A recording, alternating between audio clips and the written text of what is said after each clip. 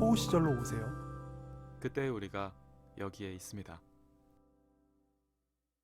호우 시절 2016년 개봉한 데미안 셔젤 감독의 영화 라라랜드 발굴을 이제 본격적으로 시작해 보려고 합니다. 네, 지난 에피소드에서 저희가 인물 2명에 대해서 나름대로 좀 깊게 얘기가 들어가서 좀 길게 얘기했네요. 되게 네. 재밌는 발굴, 뭐 인물 발굴도 오늘은 된 것 같은데 인물 소개를 들으면서 다시 한번 이 영화의 장면들도 생각을 하게 되더라고요. 네, 그래서 첫 번째 발굴 포인트를 음. 이 두 사람의 첫 만남에서부터 네, 시작해보고 싶다는 생각이 들었거든요. 여발포, 여기가 발굴 포인트 첫 번째는 이겁니다. 이 두 사람이 세바스찬과 미아가 첫 장면에 그 꽉 막혀있는 LA대로 변해서 네. 뭐 우리나라로 치면 뭐 한 가양대교쯤 될까요? 너무 잘 어울린다. 그 다리에서 LA 대교에서 한번 되게 얼굴을 붉히면서 서로 한번 이렇게 스쳐가잖아요. 그렇죠. 그때 일은 뭐 사실 기억을 못할 것 같긴 한데 또 나중에 보면은 또 그 재즈바에서 립톤에서 이 미아가 연주를 듣고 이렇게 세바스찬한테 말을 걸려고 다가가는데 그때 마침 세바스찬이 바에서 잘린 상황이다 보니까 네, 모른 척하고 이렇게 지나가 버린다든지 그렇죠. 이런 거를 보면 사실 이 두 사람이 첫 인상에서 썩 그렇게 좋은 인상을 서로 주고받았을 것 같지는 않거든요. 네, 그런데도 계속해서 마주치게 되고 음. 결국 사랑하게 되는데, 자, 이 첫인상이라는 게 되게 중요하다고는 하는데 네. 첫인상은 얼마나 절대적인 걸까요? 이게 막 바뀌기도 하는 걸까요? 저는 그 장면을 보면서 음. 무풀보다는 악플이다라는 말이 좀 떠올랐었어요. 아, 그러니까 포지셔닝이 되는 게 중요하구나. 아, 뭔가 각인되는 게. 존재감을 남기는 게 그쵸. 낫다. 어떻게든. 음. 호우 시절이 그래서 어그로를 끌어야 되나 이런 생각도 좀 했었는데 첫인상은 이제 연애의 어떤 네. 연애? 어떤 관계의 음. 고냐 스탑이냐를 결정하는 일종의 추가 된다라고는 생각을 해요. 추. 네, 오. 네. 저는 그래서 두 사람이 첫인상에서 좋은 첫인상은 아니지만 네. 서로를 각인한 첫인상은 분명히 있었다. 그렇지, 맞아요. 뭔가 맞아. 관심이 되는 부분이 있었다. 그렇죠. 서로가 무례했지만 두 사람은 끌렸다. 라고까지도 좀 생각해요. 네네네. 왜냐하면 원우 씨가 이 얘기 많이 해요. 이진법과 같다. 그 소개팅 얘기할 때도 했었고 네네네. 제가 그런 얘기를 많이 했나요? 연애의 과정이 만약에 네. 십진법이라면 첫인상은 이진법인 것 같아요. 시동을 걸까 말까. 네. 에 대한 고민. 그야말로. 그래서 그때도 말씀하셨잖아요. 1에서 10이 될 수 있고 100이 될 수는 있는데 0에서는 안 된다. 그렇죠. 무에서 유를 창조하니까. 어쩌면 둘 다 마이너스와 마이너스였기 때문에 곱해서 1이 됐나? 약간 이런 생각이 양수가 드는데 되네. 음수와 음수가 만나서 양수가 됐나? 그래서 설득력 있다. 1이 된다고 해서 연애가 성공하는 건 아니지만 네. 일종의 서류 전형이다. 그렇지. 그건 분명히 있는 것 같아요. 그래서 제 주장은 네. 두 사람은 서로의 서류 전형에서 동물적으로는 1을 판단하지 않았을까. 동물적으로. 그런데 머리로는 0을 주었던 게 그렇지. 아닐까라는 맞아. 생각을 해요. 동의. 이 경우에 이 사람들이 머리로는 0을 줘요. 사람들의 마음에서 보면. 네네. 근데 0이 다시 1이 되게 하려면 음. 강력한 합리화의 도구가 필요한 것 같아요. 전. 그렇죠. 이게 뭐냐면 거대한 운명, 인연 같다라는 느낌으로 사람들이 서로 연결돼야 돼요. 실제로 속이는 거야 그렇게 자기 자신을? 자기 자신을. 어쩌면. 왜냐면 내가 동물적이라는 걸 인정하고 싶지 않으니까. 그렇지. 그냥 끌려서라고 하긴 좀 밋밋하니까 여러 도구를 너무 나 지금 그 염세적인가? 아니요. 근데 냉소적인가? 그래서 여러 명분을 실제로 두 사람은 우연히 자꾸 만나면서 친해지잖아요. 네. 그러니까 거대한 운명이라고 느껴지는 장치들이 좀 있지 않나. 그래서 그들이 애써 자신들의 머릿속엔 0으로 미뤄둔 그 무례했던 첫 만남을 본능에 맞게 1로 가져다 놓는 과정이 있었던 것 같아요. 그게 이제 영화 초반에 되게 재미있게 그쵸. 약간 투닥거리면서 표현되고 되는. 그래서 서로 막 관심 없다는 듯이 얘기를 하지만 그 탭댄스 장면도 그렇죠. 그렇지만 누가 봐도 관심 있는. 그렇지. 이미 춤이 너무 잘 맞아. 욕을 하고 있지만 애정이 담뿍 담는. 그렇지, 약간 맞아요. 이런 거. 그 사람들이 기본적으로 계획이나 전략에 의해서 그러니까 연애가 꼬시는 것보다는 나타난 게 더 좋은 거예요. 우리는 표현할 때. 계획적으로 어떤 마케팅이 아닌 거야. 플래닝이 아닌 거야. 그냥 티저인 거야. 그냥 갑자기 튀어나오는 거야. 그래서 내 눈앞에 나타난 걸 우리는 꿈꾸고 있는 게 아닐까 라는 생각을 했어요. 그리고 그렇게 해석하는 게 아닐까. 네. 그 두 사람을 보면서도 서로의 내면 속에서 아주 그럴듯한 설명 도구를 만들어내고 있었고. 와, 진짜 약간 동심파괴적인 그 면도 있지만. 근데 말씀을 잘하셨어요. 제가 시니컬하게 이야기했는데 네. 저는 이 점을 매우 지지하는 사람이에요. 사실 이 단계를. 다만 우리가 조금 냉정하게 보면 네. 우리 마음속의 본능은 얼마나 동물적으로 이미 알고 있는가.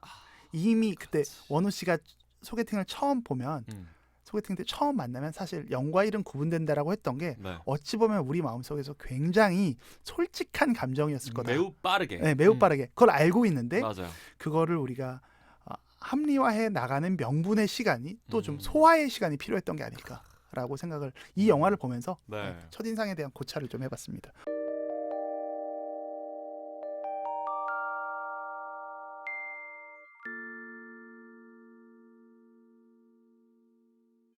원우 씨는 어떻게 생각하시나요? 저는 사실 첫인상은 바뀌는 게 당연히 자연스럽다고 봐요. 뭐 사실 첫인상이라는 거는 많은 부분 우리가 살면서 얻어온 그 경험적 데이터에 기반한 그러니까 일종의 관상에 기반한 편견의 집합이거든요. 오. 우리가 최근에 이 마스크를 쓰면서 생활을 하잖아요. 네. 근데 재밌는 게 우리는 눈만 보고 어떤 낯선 사람의 눈만 보고 그 사람의 나머지 얼굴을 상상하게 되지 않나요? 아, 그렇다. 저 사람 어떻게 생겼을 것 같아. 그래서 마기꾼이란 말이 나오잖아. 바로 그거죠. 마기꾼이라는 말이 나오게 된 배경에는 우리가 상상하는 거랑 그 실제 하관이 다른 경우가 너무 아니, 거의 대부분이라는 거죠. 그렇죠. 첫인상이라는 거는 마치 마스크를 쓴 상태에서 보는 눈까지만 보이는 얼굴 그치. 같은 거라고 생각해요. 눈이 얼굴에서 되게 중요한 부분이기 때문에 되게 훨씬 설득력 있다. 우리는 어떤 사람은 눈만 보고도 식별을 할 때가 있어요. 예를 들면 조셰프님은 지금 저한테는 마스크만 쓰고 계셔도 저는 알아볼 수가 있어요. 그렇죠. 우리는 네.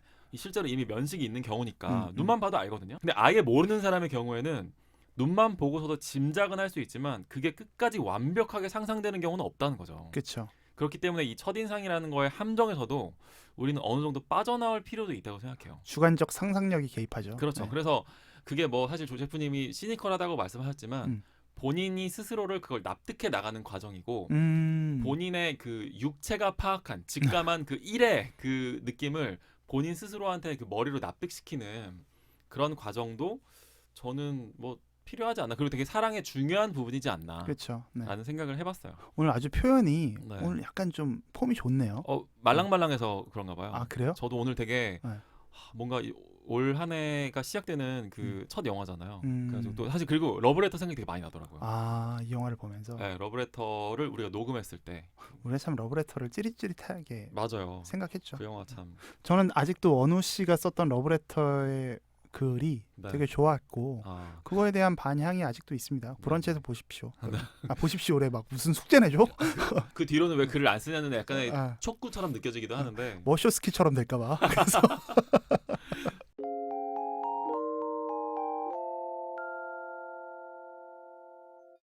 저 근데 하나 좀 재밌는 얘기 하나 오늘 해보고 싶어요. 네. 저희가 오늘 첫인상 얘기 했잖아요. 저희 둘의 첫인상 얘기도 한번 해볼까요? 아, 저랑 원우 씨의 첫인상? 네. 어떤 것 같아요?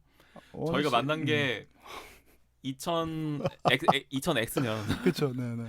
2000X년 무렵인데. 다크나이트 같이 봤다고 했는데 뭐 네네. 조금 파보면 나와요. 일단 뭐 배경 설명을 좀 해드리자면 저희는 일단 진주라는 도시에서 처음 만났고 근데 물론 군 부대 아니었기 때문에 진주는 중요하지 않아요. 그냥 도시가 어디건 그냥 군대 아니었습니다. 그리고 뭐 15주 동안 정말 바닥을 구르고 뭐 뺑뺑이를 돌고 너무 재밌다. 열심히 그렇게 진짜 체력의 한계 혹은 뭐 정말 생명력의 한계를 경험하면서 전 진짜 그때 제가 느끼기로는 죽을 고비를 한 3번 정도 넘겼거든요. 원우 씨 진짜 원우 씨 왜냐면 되게 곱게 자랐거든요. 넌 아니야? 저는 손이고 와요. 근데 저는 진짜로 전 그리고 그 오래 달리기 있잖아요. 너무 힘들지 않았어요? 저는 오래 달리기가 특히 약해요. 저도 그래요. 네. 근데 밤낮으로 뛰는 거야. 맞아. 미쳐버리겠는 거지. 맞아. 너무 힘들었어. 너무너무 힘든 그 시기를 거쳤는데 이제 저희가 또 같은 특기를 받아서 아주 구린 특기죠. 네, 모두가 기피하는 특기를 받는 바람에 같이 이 대구라고 하는 도시에서 이때는 진짜 대구에서의 도시 생활을 한 3개월 정도 같이 했었죠. 그렇죠. 기억나네요. 그때 참 여러 가지 일들도 있었고 정말 에피소드 많았어요. 또 전체 여러 인간 군상들도 우리가 마주하게 되잖아요. 군대라는 그 시스템이. 저도 원래 남들한테 피해주는 사람을 되게 좀 경멸하는 면이 있거든요. 근데 또 반대로 그렇지 않은 사람들을 되게 귀하게 생각해요. 맞아요. 근데 저는 이제 조셰프님에 대한 그 첫인상 얘기를 하면 제일 먼저 어떤 생각이 드냐면 와, 저 사람은 어떤 의미에서는 나보다 더 심한 인간이다. 진짜요? 그런 생각이 했던 기억이 나요. 아 그래요? 그리고 전혀 몰랐던 얘기를 지금 해주시네요. 처음 한 얘기예요. 네. 남한테 피해주는 사람, 그 다음에 그런 인간의 존재를 또 그냥 두고 가지 못하는 그런 게 있는 사람이다. 라는 게 저의 첫인상이에요. 그런 일이 있었나 보네요. 생활을 하니까 사람의 어떤 표정이나 그 어떤 독설 같은 게 있잖아요. 그때부터 이미 막 그 온 표정으로 어떤 뭐 싫은 거에 대한 경멸과 독설과 부정적인 감정을 뿜어내더라고요. 그래서 와, 저 나보다 더 심한 인간이 저기 있네라는 그런 거. 그렇구나. 전혀 생각지 못했던 얘기를 지금 하셔서. 그렇죠. 그때는 왜냐면 저희가 정말 먼 사이였거든요. 맞아요. 좋은 감정을 가지고 있었더라도 그때는 사실 심리적인 거리가 상당히 멀었던 그렇죠. 시기가 많이 있었죠. 원우 씨랑 저랑 막 엄청 가까웠던 사이가 아니에요. 처음에. 네, 그죠? 맞아요. 그 특기에 가서도 그냥 우리는 다 사회적 관계를 하고 있었던 정도였던 건데 맞아요. 제가 원우 씨에 대한 저의 첫인상은 저는 사실 그런 느낌이 아니라 네. 지금 보고 있는 원우 씨랑 너무 다른 첫인상이에요. 사실 저는. 그러니까 너무 신기하다. 약간 좀 입을 벌리고 있는 느낌이었어. 너무 지쳐 있는 느낌이었어. 맞아요. 저 너무 지쳐 있었어요. 진짜. 항상 아침에 저희가 모이는데 네.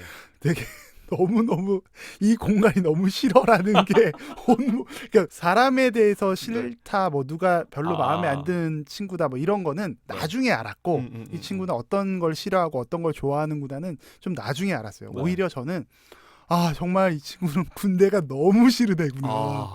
그 얘기 좀 해줘라. 진짜. 그래서 정말 원우 씨가 안 그러거든요. 근데 입을 늘 아침에 반쯤 벌리고 있는 거야. 잠이 덜 깬 거 아니야? 그게 저는 아침에 좀 잘 깨는 타입이잖아요. 근데 원우 씨를 보면 전 아침잠이 되게 많아요. 원우 씨는 보면 항상 너무 하루를 살아내는 게 힘든 표정이 드러나 있었어. 실제로 그랬어요. 실제로. 그리고 이제 이건 좀 뒷얘기지만 우리가 왜 그 자대 배치 받아가지고도 출근할 때 맞아. 간혹 트럭 타고 갈 때 있었거든요. 맞아. 그 원래 그 트럭 뒤에 짐칸에 사람 실으면 안 되는데 군인들은 그냥 싫어요.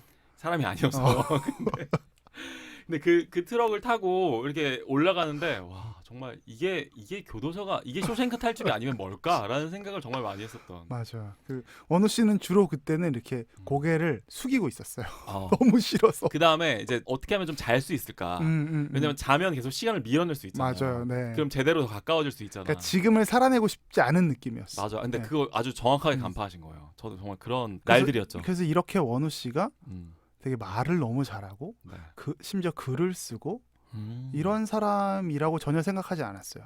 굉장히 일상이 모든 것이 지루하고 얼른 이 시간이 지나가라를 오매불망 바라고 있는 뭐 그 말은 듯한 맞아요. 느낌으로 저는 받았었습니다. 오매불망을 하고 있었던 건 맞고 그렇게 생각하면 이 군대라는 시스템의 어떤 심각성을 한번 저는 뭐 정말 나라를 사랑하지만 와 이건 정말 또 다른 문제라는 생의 아이러니예요. 그런데 저희 둘이 지금은 가장 자주 만나서 그쵸. 이런 이상한 시도 좀 독특한 시도를 해서 맞아요.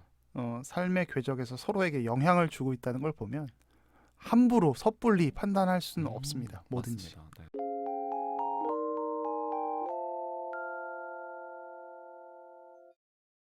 또 저희가 제대 이후에 또 수년간 듬성듬성 만나면서 계속 인연을 이어갔잖아요. 네. 이건 사실 뭐 첫인상은 아니고 뭐 두 번째, 세 번째 인상이라고 할 수 있겠지만 저는 되게 그런 듬성듬성의 대화 속에서는 조 셰프님의 상당히 섬세한 면모를 또 보게 되더라고요. 그러니까 저는 그 전까지는 이 사람이 섬세한 사람일 거라고까지는 생각을 또 미처 못했던 것 같아요. 그러면서 이제 또 저희가 그 페이스북에서 어쨌든 친구를 맺으면서 조 셰프님이 가끔씩 페이스북에 글을 올리시곤 했잖아요. 그때는 그렇죠. 좀 많이 좀 창피한데 지금 생각해 보면. 근데 그때 그 글에서 느껴지던 어떤 결이라고 할까요? 이런 거를 보면 사실은 글이 굉장히 그 사람을 그대로 드러내 보인단 말이에요. 그렇죠. 조 셰프님의 어떤 그런 빡빡함과 그 빡빡함을 넘어서면 드러나는 섬세함을 저는 수년간에 걸쳐서 인식을 하고 있었던 것 같아요. 그래서 가끔 보자고 했었던 거고. 그렇죠. 그래서 그런 것들이 헨젤과 그레텔의 그 빵 부스러기들처럼 떨어져 있었던 그런 실마리들이 모여서 언젠가 뭔가 오디오 클립을 해보고 싶은 마음이 들었을 때 이 친구랑 하면 어떨까라는 생각으로 이어진 게 아닐까. 라고 생각하면 아까 말씀하신 대로 진짜 가볍게 볼 일이 아니에요. 그렇죠. 우리 주변에 있는 지금은 되게 뭐 흐릿한 인연이라고 할 수 있는 그 인연의 끈들도 인생이 아주 길기 때문에 어떻게 이어질지는 알 수 없다. 인연의 끈 그리고 상황의 전개 네. 이런 것들이 그냥 넘기는 것과 음. 범상치 않게 뭔가 작용할 수 있다는 걸 기대하는 거는 맞아요. 어쩌면 우리가 지금 발굴하고 있는 영화 라라랜드의 어떤 한 장면들처럼 네. 이것들이 어떤 힘을 발휘할지 모르지 않을까 이런 부분에서 애써 공통점을 한번 연결해 봅니다. 문득 저희 방송을 들으시는 분들의 저희의 첫인상은 또 저희 방송의 첫인상은 어땠는지도 궁금해지는데 또 그때와 지금 어떤 게 달라졌는지 지금의 인상은 어떠신지 이게 좀 궁금하기도 하고요. 라라랜드 두 주인공의 첫 인상에 대한 얘기를 다뤄본 첫 번째 발굴 포인트는 여기까지였습니다.